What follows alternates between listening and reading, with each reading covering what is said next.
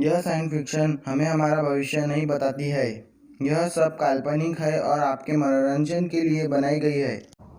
आज से कुछ 1200 साल बाद अब तक इंसान बहुत दूर जा चुका था, जैसे उसने अपनी रफ्तार ही बदल दी हो। अब वह लाइट की स्पीड से ज़्यादा ट्रैवल कर सकता था और उसने अपने रहने के लिए दूसरे प्लैनेट्स भी खोज लिए थे। अब वो वहाँ पे भी रहने लगा था। पर एक बहुत बड़ी प्रॉब्लम अपने सोलार सिस्टम में हो रही थी।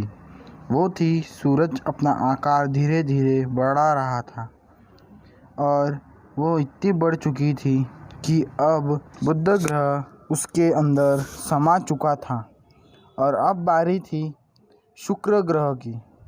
और शुक्र ग्रह का तापमान बहुत हद तक बढ़ चुका था, पर फिर भी इस समय पृथ्वी पर इंसान और जानवर रह रहे थे।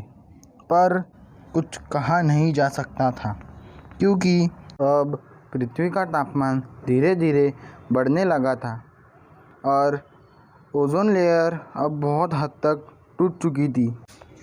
कुछ साल बाद अब पृथ्वी बहुत हद तक बदल चुकी थी। ऑक्सीजन की मात्रा बहुत कम हो चुकी थी।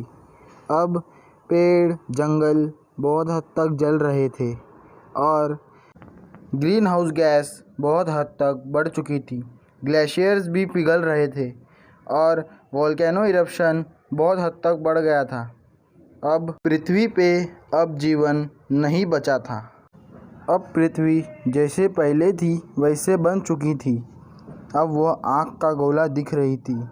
पर एक बात बहुत अच्छी थी कि अब इंसान और दूसरे जानवर अब इस पृथ्वी पे नहीं थे। वह अब स्पेस में दूसरे ग्रह पर रहने लगे थे।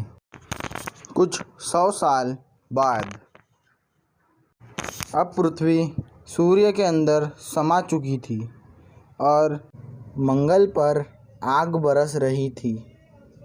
पर इसी वजह से पूरे सूर्यमंडल के ग्रह सूर्य में समा गए थे। अब सूर्य छोटा सा नहीं, अब बहुत बड़ा तारा बन चुका था। पर इंसान अब इस जगह से जा चुका था।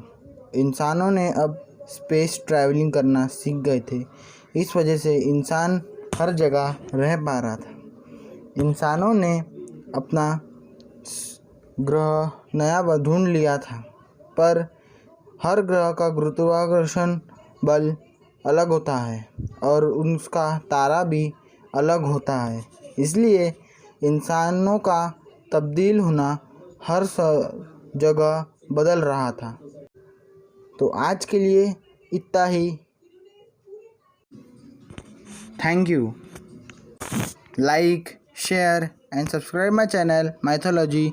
If you like to see this type of video in your mobile, please don't miss the bell icon button.